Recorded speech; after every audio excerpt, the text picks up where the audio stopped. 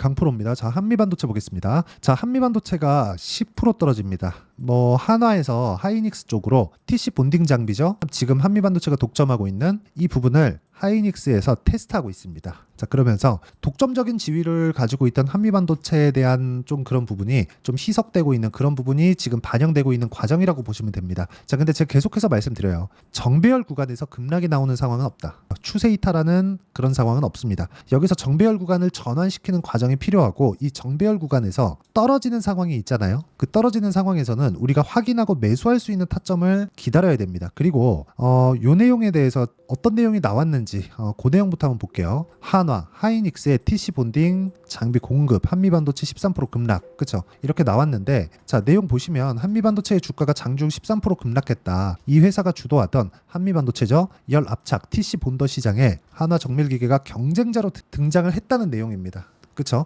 자, 우리가 이 내용을 한번 봅시다. 엔비디아에서 지금 하이닉스에서만 뭐라고 있죠? HBM을 공급받고 있죠, 거의. 그쵸? 근데 이게 엔비디아 입장에서는 좋을까요? 아닙니다. 가격 협상력이나 그런 부분을 봤을 때 삼성전자가 무조건 붙어줘야 돼요. 삼성전자가 생산 능력이 훨씬 더 크니까. 근데 여기서 삼성전자가 늦어지면 늦어질수록 하이닉스가 1등 자리를 고수하고 엔비디아도 이쪽에 대한 잠시까지는 안 당하겠지만 이쪽에 조금 이 협상력을 잃어갈 수 있는 그런 상황이 됩니다. 왜? 에 대한 성능에 대한 요구치는 점점 더 높아지고, 그러려면 HBM이 필요하다는 거죠. 이런 부분을 지금 하이닉스와 한미반도체의 관계라고 생각하시면 됩니다. HBM은 생산을 지속적으로 해야 되는데 한미반도체에서 만드는 물량은 정해져 있고, 이걸 더 늘리기 위해서는 단가를 높여줘야 되고, 그러면 그럴수록 하이닉스에 대한 뭐가 필요하죠? 이익률 자체가 떨어질 수 있잖아요. 이런 부분이 지금 반영된 결과입니다. 그렇죠? 이거는 한 번은 넘고 가야 될 그런 문제입니다. 뭐 독보적인 기술력이 있다, 이것보다 더 중요한 게, 그쵸? 하이닉스 측에서 이런 내용 자체를 그렇게 달가워하지 않는다는 거죠. 그쵸? 이거는 어쩔 수 없는 그 내용이라고 보시면 돼요. 근데 제가 말씀드리고자 하는 건, 이 구간에서 우리가 봐야 되는 건 뭘까요? 정배열 구간에 있다는 겁니다. 그리고 단기 상승폭이 나옴에 따라서 여기 62평가의 이격도가 24% 정도가 벌어졌어요. 그쵸? 한 30% 가까이 벌어져 있는 그런 상태고, 시가총액도 보면 지금 15조 이상이었기 때문에, 그쵸? 어느 정도 수준의 조정은 받아야 되는 그런 상황이 있었습니다. 이 구간에서 우리가 봐야 되는 내용은 이격도를 어느 정도까지 조절을 해 갈 것인지, 그 내용에 대해서 판단을 해야 되고요. 이 내용에 대한 부분을 우리가 체크하고 이해하기 위해서는 다른 종목에 대한 상황, 그리고 다른 반도체 종목군들에 대한 상황을 어떤 식으로 돌아가는지를 한번 체크를 해봐야 됩니다. 이 내용부터 한번 보셔야 되는데, 한미반도체가 올라가는 과정마다 뭘 만들었죠? 신고가 구간을 만들었습니다. 이쪽에서는 뭐였죠? 계속해서 무조건 정배열 구간을 유지를 했었다는 부분이 있습니다. 그쵸? 자, 그렇다는 건 하방 경직성은 어디서 발생할 수 있죠? 22평과 62평입니다.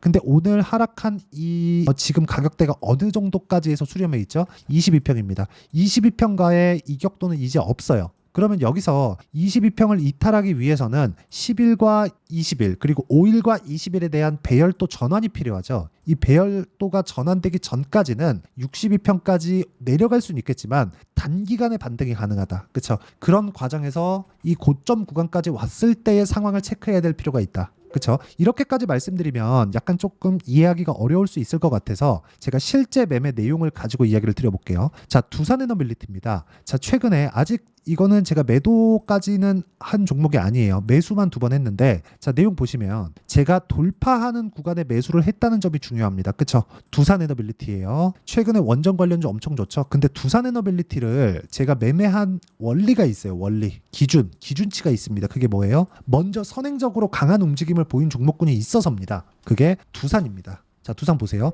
고가 돌파 똑같죠. 그리고 나서, 그쵸? 상승하는 상황이 나오기 전에, 즉 확인하고 매수를 했다는 거죠. 그랬을 때 14.7%의 수익. 자, 다른 종목 볼게요. 두산이 나오고 나서 뭐가 나왔나요? 우리기술입니다. 우리기술. 그쵸? 우리기술도 뭐예요? 돌파하는 그 이후에 매매를 했을 때 23% 정도의 상황이 발생을 했죠.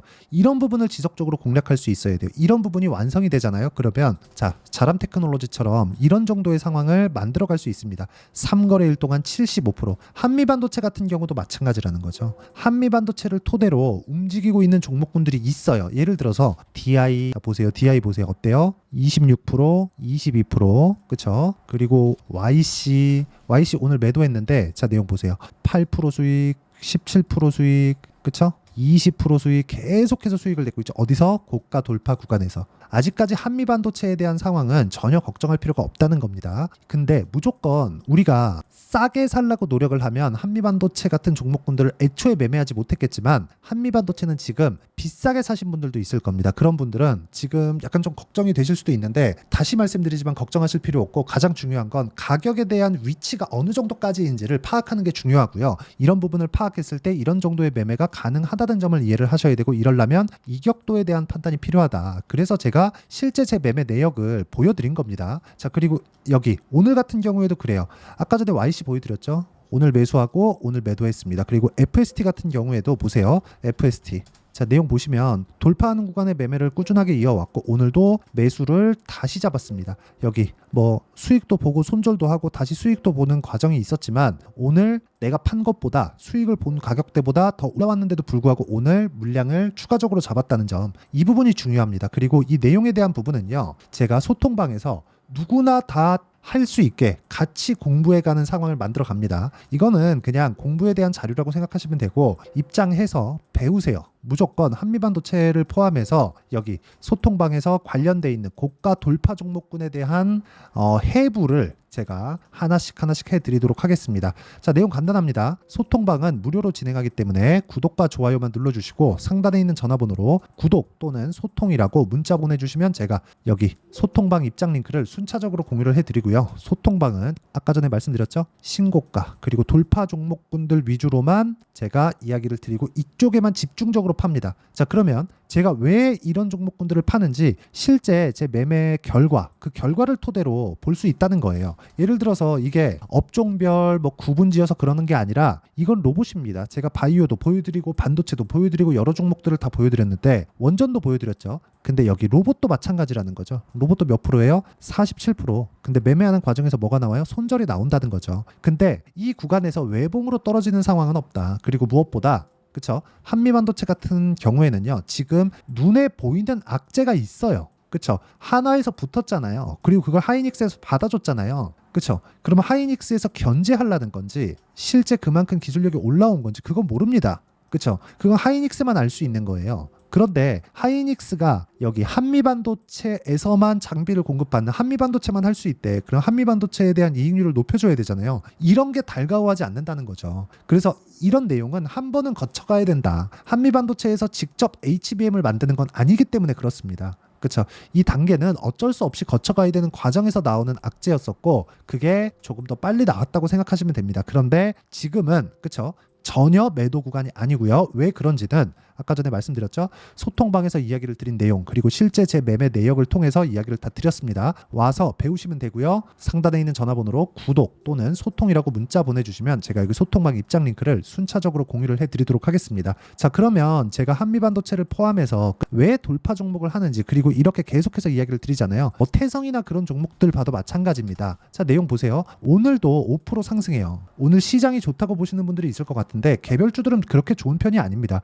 원래 강했었던 종목군들 그리고 삼성전자는 약했었기 때문에 반등이 나왔고 SK그룹주 지금 그 지배구조 이슈가 해결되면서 약간 조금 수급이 그쪽으로 많이 돌고 있죠. 그리고 현대차 기아차들 계속해서 강했었던 종목군들 말고는 지금 그렇게 썩 좋은 시장에 나오지 않고 있어요. 이 구간에 우리가 판단해야 되는 건 한미반도체 이격이 좁혀져 있다. 이 구간에서 반등 구간에 우리가 어느 정도까지 매수하는 구간도 있을 수 있고 보유하는 구간도 있을 수 있지만 우리가 어떻게 판단을 해야 되는지 기준을 세우는 게 중요한 겁니다. 그 기준에 대한 내용은 소통방에서 제가 다 공유를 합니다. 왜? 이게 지금 이야기를 드릴 수도 있지만 실시간 내용이 필요하기 때문에 그렇고요.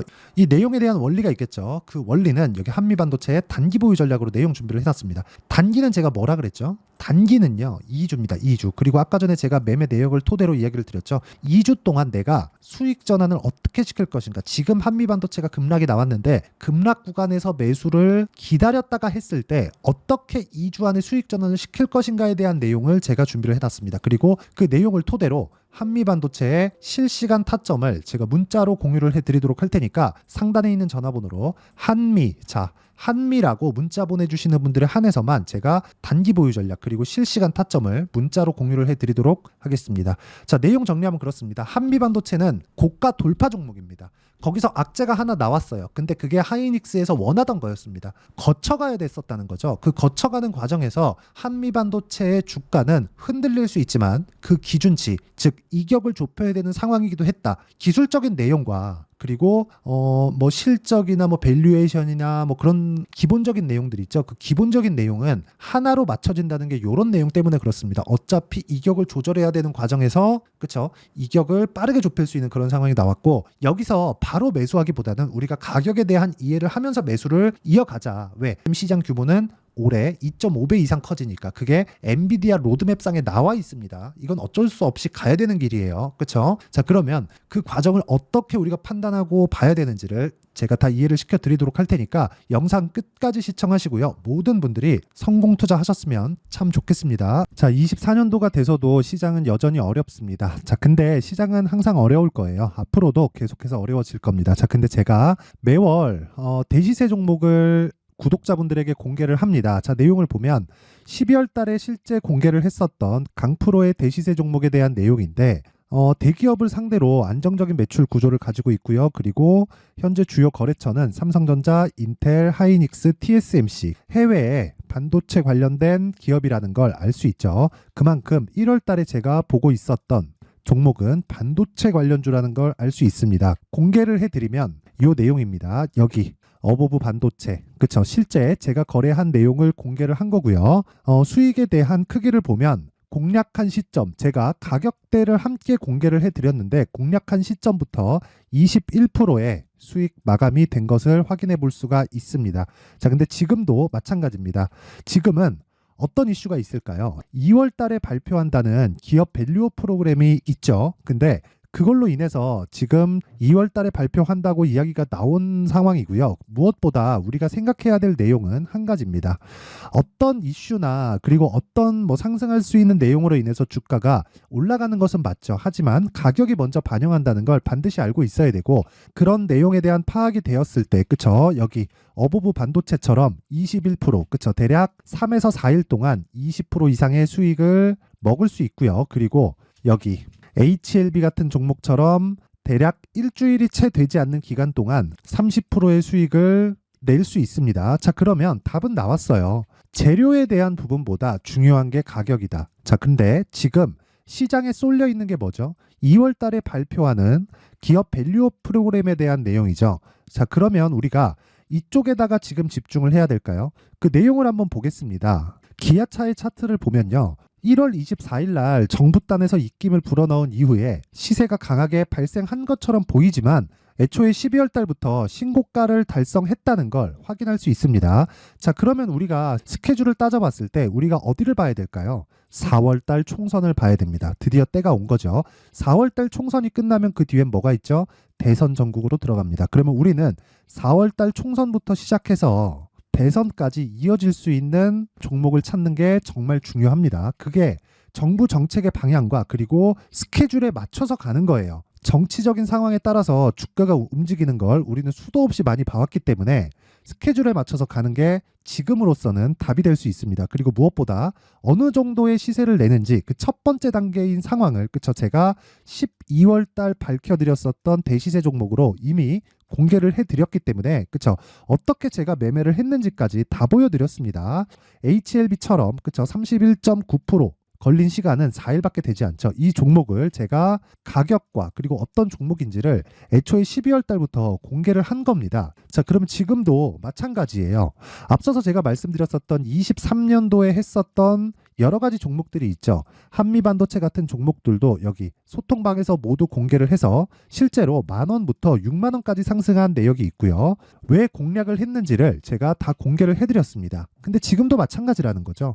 정부 정책의 방향에 맞춰서 또는 선거 스케줄에 맞춰서 매매를 이어가야 될 때가 됐고요. 제가 총선 관련된 큰 시세가 나올 수 있는 대시세 종목을 준비를 해놨습니다. 길게 말씀드리지 않겠습니다. 모든 종목들은 신고가를 달성하면서 대시세 준비를 하게 되고요. 신고가를 공략했을 때 내가 시장에 주도주를 잡을 수 있는데 지금은 총선에 집중하는 게 맞다. 그래서 총선 관련된 그리고 대선까지 이어질 수 있는 종목을 준비를 해놨는데 지금부터 준비를 하셔야 나중에 고가에 올라가서도 꾸준하게 매매를 이어갈 수 있습니다.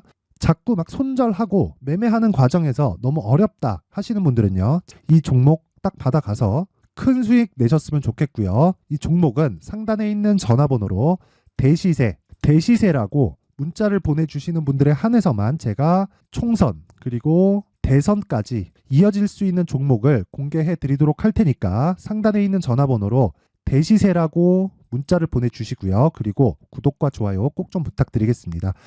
시장은 정말 어렵습니다. 자, 그래서 모든 분들이 성공 투자하셨으면 좋겠고요. 기본적으로 가격에 대한 파악을 하면서 큰 수익을 내셨으면 좋겠습니다.